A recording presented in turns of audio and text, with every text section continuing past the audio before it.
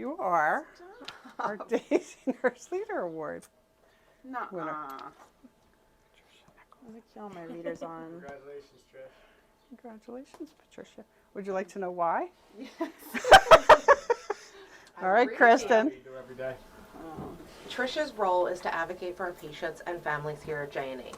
Tricia not only is a strong patient advocate, but she is also a passionate nursing advocate for our nursing teams. Tricia is available at all times for questions. She recently purchased items for our patients with special needs, including sensory items as well as noise-canceling headphones. She is constantly examining methods to better support our J&E nursing units.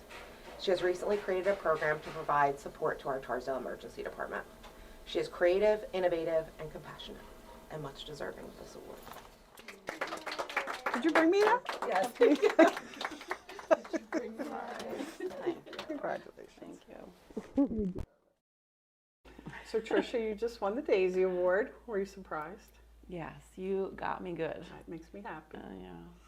That's not easy. Honestly, You're the planner. You're the Carrie planner. Fry had me. I was like, what is she doing out here? She's like, Michelle's in my office. And I was like, That was the intention, was to surprise you, so I'm glad we pulled it off. yeah. Well, congratulations. You deserve this. Thank you. I hope you know that. I think that was obvious by people's reaction to your winning. I don't think there's a person who's surprised in the least, other than you. So tell us a little bit about you as a nurse. How long have you been a nurse? Since the 1900s. Is that you up there? Since 1998, over 25 years. I like saying that now. I think it's funny. Love that. I love that. That's great. Yeah. It's a 1900. Since 1998, I started my career here up on 4B As a clinical nurse. as a clinical nurse on night shift. I actually was a nurse at 8 first on 4B, and then I got hired as a nurse when I passed my boards. Nice. And then what did you do? And then for about 5 years, I worked the night shifts. Loved it.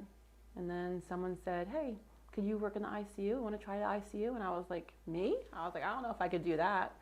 But I took a leap of faith and said, you know what? I like learning. I'll just try it. And I did. And I had some really great preceptors in the ICU. Was that here too at Tarsdale? Yep, it's Tarsdale's ICU. And I loved it. And for a little while, I worked nights, but then I flipped to day shifts. And it was hard. It's hard being an ICU nurse. I think it was just a different level of care that I couldn't even have imagined. But I learned so much. I have a lot of colleagues that still I know from there.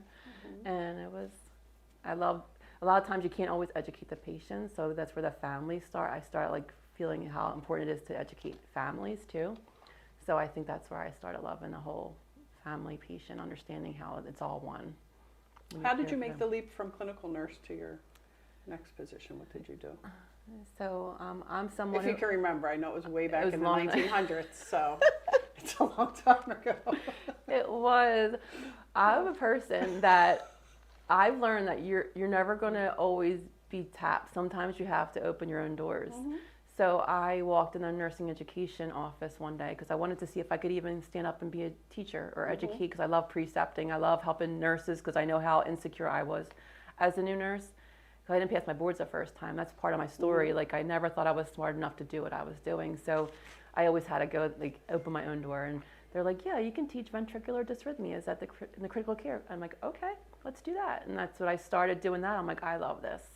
And that just kind of guided me to where I went on my master's degree and got my master's in nursing education as I was working as an educator. So I was able to apply a lot of the stuff that I was in school into, like, my workplace, which was awesome. And I love that. And then I went as a clinical nurse specialist down Center City. Before we were all Jefferson. We were not at part of Jefferson at that time. And that's when you came in. I left and went to Jefferson, and then you're the whole, you came over here, and I was like, hey, I used to work there. Can you hire me back as a director of education? No. So, yeah, I mean, I just love teaching. I love educating. I love being a nurse. And you did that job for a while. Yeah. Right when you came back. Yeah, for nursing education, yes. Yeah, and then Kate kind of asked me to start a competition around patient satisfaction to drive that, and I was like, all right, well, what's that mean? What is patient satisfaction? Because I didn't, I worked as a nurse for all those years and had no idea that patients were getting surveyed. It wasn't like a thing back then, and I had to learn a lot about it. And it's not just taking a survey; it's understanding the whole experience. And so that job kind of got into more of an evolution of what patient experience does today, which is listening to feedback, being constructive with it, not taking it personal, and listening to the patients and families because they can teach us a whole lot about us. So. Talk a little bit more about, I mean, you said, you know, you feel like so many things that have happened to you have informed sort of how you approach your work. So not passing your boards the first time, you know, being able to say, I think I'm interested in this, and just putting yourself out there in a way that it could have gone a different way. People could have said, no, we don't want you to teach this. Or, you know, I mean, you know, what do you think it is about you that allows you to, even though things may feel like the path's not clear or there may be barriers, to say, I'm going to do it anyway? I think it's like a lot about your inner drive. I'm very self-motivated. As an athlete my whole life.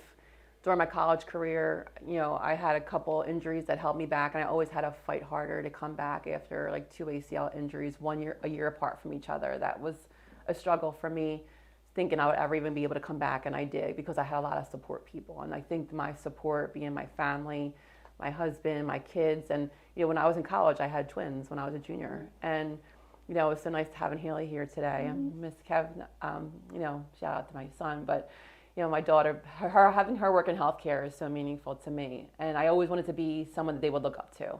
So I couldn't let my failures, or what I thought or perceived as a failure, be my decision to kind of stay back.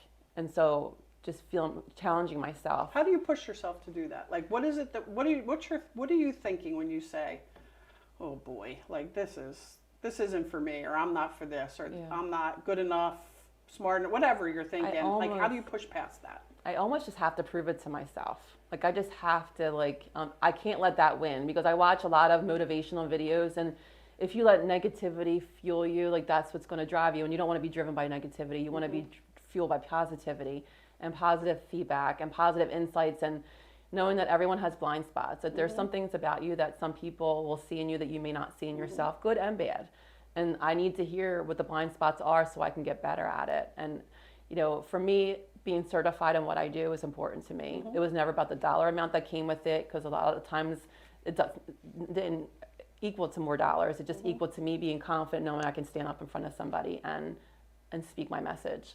So I was certified in med-surg, I was certified in critical care, I was certified patient experience professional, now nurse executive. Like, to me, it doesn't matter about the letters behind my name. It's just, for me personally, never feeling like I was smart enough just kind of makes me know I can be It's up a here good professional validation, I think. Yeah. You know, I agree with you. I think that makes really good sense.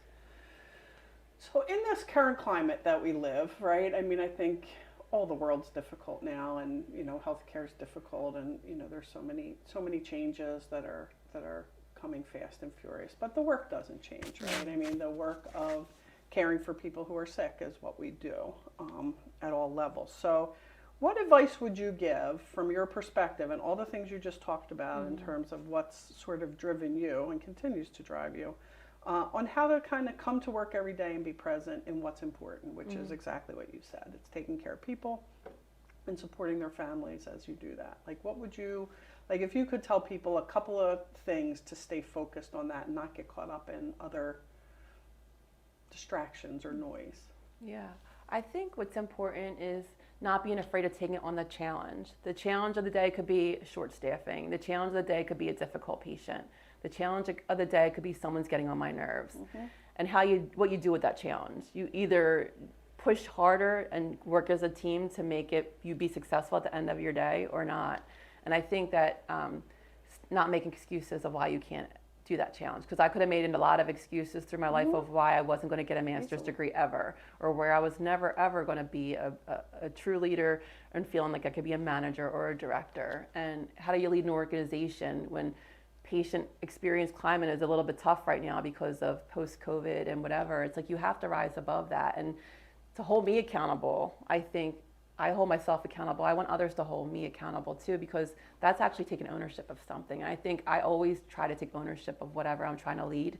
And I think if everyone has a view of taking ownership of whatever your role is in our life, you just got to own it and stop making excuses of why you can't. And I think I've heard you say, and I think you've sort of alluded to it here too, is, you know, we do all have control over so many aspects of it, even though sometimes it doesn't feel that way, whether it's all the you know, potential barriers that you run into on any given day to get your job done. There's aspects of it that no one else controls except us as individuals, and that's what we bring to the table, and not letting sort of negative thinking or feeling like, you know, it's an insurmountable goal. We can always treat people well. We can always be respectful. We can always try our best to give people a good experience, even though sometimes maybe it doesn't feel like that's what they're looking for. We have control over that, and I think people forget that. And you're very clear about that, and I think that's a wonderful message to send. And it's a nice way to think. I mean, it's a nice way to come to work when you're feeling that way, as opposed to things are hard today or it's going to be awful. You know. I've read a lot of books, just kind of talks to you about it. Like, you always try to think about, you know, who's going to come solve my problem of a challenging patient, and it's up to us. It's not nothing to do with the patient. It's all up to you. And that's like, because I was like trying to search for that, like, you know, hidden mystery of like how to deal with difficult patients, and it's all about us. It's about being informed. Yeah, it really is.